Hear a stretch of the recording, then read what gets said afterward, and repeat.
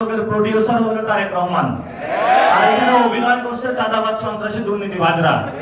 তা আমরা হলো এই নর্তকীদের নাচ দেখি, মাঝখানে হলো বাংলাদেশের হলো গান শোনা হচ্ছে, এই হলো বাংলাদেশের। এখন আমাদের সামনে সুনির্দিষ্ট লড়াইটা আর কি, এটা হলো সিরিয়াস আলোচনা। সুনির্দিষ্ট লড়াইটা হলো, আপনারা দেখেন আমরা কিন্তু কোটা সংস্কারের দাবিতে মাঠে নেমেছিলাম। এটার অন্যতম কারণ ছিল আমাদের পকেটে টাকা নেই, আমাদের চাকরি নাই, মা বাপ এলাকায় বসে আছে যে কখন ছেলে তুই টাকা পাঠাইবি, চাকরি পাইবি। গার্লফ্রেন্ড কল দিয়ে প্রত্যেক রাতে বলে কখন আমাকে বিয়ে করবা। তরুণদের পকেটে চাকরি নেই, তারা বিয়েও করতে পারতেছে না, মা বাপ যে টাকা দিয়ে পড়াশোনা করেছে সে টাকা রিমেট করতে পারতেছে না। বলতো আমাদের তো ৯-৬ এইসব চান্দাবাজি ড্রামা দেখে আমাদের লাভ নাই। আমাদের তরুণদের চাকরি প্রয়োজন, আমাদের ভালো একটা শিক্ষা প্রয়োজন ব্যবস্থা, যে শিক্ষা ব্যবস্থার মধ্য দিয়ে আমরা নতুন বাংলাদেশ গঠন করতে পারবো। সারাদিন ক্লাসে আইসা এইসব দেখেন না, এখন বিসির কথা কাদেরকে বলা হচ্ছে। বাংলাদেশ ব্যাংক একজনকে বসিয়ে দিয়েছে সোয়েটার ব্যবসায়ী। আর বেটা তোর কাজ ছিল হলো শীত আসতেছে, সামনের শীতে হলো কিভাবে সোয়েটার বিক্রি করবো, তোর কাজ। তুমি আসছো বাংলাদেশ ব্যাংক ধ্বংস করতে।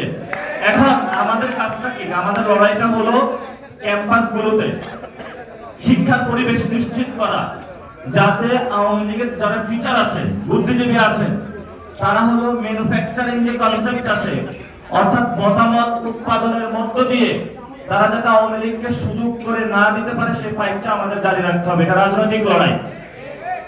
আরেকটা লড়াই আছে যে গুলশান অফিসে দিনে কয়বার যেতে পেরেছে, এই যোগ্যতার ভিত্তিতে বাংলাদেশে কোথাও বিসি নিয়োগ দেওয়া চলবে না।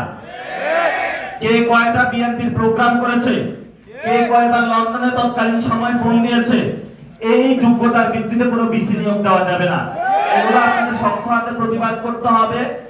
বিসি যার একাডেমিক এক্সেলেন্সি আছে, যে হলো কোনো পার্টি অফিসে ধর্ণা দেয় না, ছাত্রদের কাছে ধর্ণা দেয়, ছাত্রদের স্বার্থ সংশ্লিষ্টতা দেখে, ছাত্ররা কিভাবে ভালো থাকবে, পাতলা ডালের জায়গায় গণডাল বানাবে, এবং ক্লাসে অ্যাটেন্ডেন্স থেকে শুরু করে সকল শিক্ষকের দলীয় ভিত্তি থেকে বের হয়ে একাডেমিক পরিবেশ নিশ্চিত করবে, এমন বিসি আমরা ভবিষ্যৎ বাংলাদেশে চাই। এটা হলো আমাদের ক্লিয়ার কাট কথাবার্তা। যদি বুজুং বাজুং কোনো বিসি নিয়োগ দেওয়া হয় ঢাকা বিশ্ববিদ্যালয় থেকে শুরু করে বিভিন্ন বিশ্ববিদ্যালয়, যেটা অলরেডি তারা শুরু করেছে, তাহলে সেই বিসির কি অবস্থা হবে সেগুলোর নজরানা আমাদের সামনে আছে। এই যে আরেফিন ছিল, যে হলো লুঙ্গি খুলে হলো পালাইছিল ক্যাম্পাস থেকে, মনে আছে আপনাদের? এটা আরেফিন ৯০০ টিচার হলো নিয়োগ দিয়েছিল আওয়ামী লীগের ব্যাকগ্রাউন্ডে। আমাদের গণ অভ্যুত্থানের পরে একাডেমিকে নিয়োগ দেওয়া হয়েছিল মামুন স্যারকে, তো উনিও অনেক বিএনপি টিচারকে নিয়োগ দেওয়ার চেষ্টা করেছিল। তারপরে প্রক্টর গুলো এক দলের পক্ষে কাজ করেছে এবং বিসিও এক দলের পক্ষে কাজ করেছে। কেউ অত ভালো লোক না। আমাদের বাংলাদেশ ব্যাংকের যিনি সাবেক গভর্নর, উনিও এত ভালো লোক না। উনি বিকাশের পক্ষে কি কি কাজ করেছিল সেটাও বাংলাদেশের মানুষ জানে। এই জন্য হলো এই গুন্ডা পান্ডা মাস্তানি থেকে আমরা বের হতে চাই। আমাদের এমন একটা জগৎ চাই যেখানে আমাদের যুবকদের জন্য চাকরি থাকবে, শিক্ষার্থীরা পড়াশোনা করতে পারবে, আমার মা বাবা অসুস্থ হলে একটু ভালো হসপিটালে নিয়ে যেতে পারবো, আমরা একটু ভালো থাকতে পারবো, খাইতে পারবো, ভালো একটু পরিবেশে ঢাকা শহরে ঘুরতে পারবো। এইসব লক্কর চক্কর বাসে আমাদের আর হলো চরকির মতন যাতে ঘুরতে না হয়।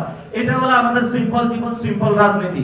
এই সিম্পল রাজনীতি যদি হলো, এই যে লন্ডন থেকে তিনি এসেছেন, উনি যদি না বুঝতে পারেন দীর্ঘদিন না থাকার কারণে, তাহলে আপনি আসছেন আমাদের সমাবেশে, আমরা আপনাদেরকে কান ধরে ইনশাআল্লাহ বুঝিয়ে দিব।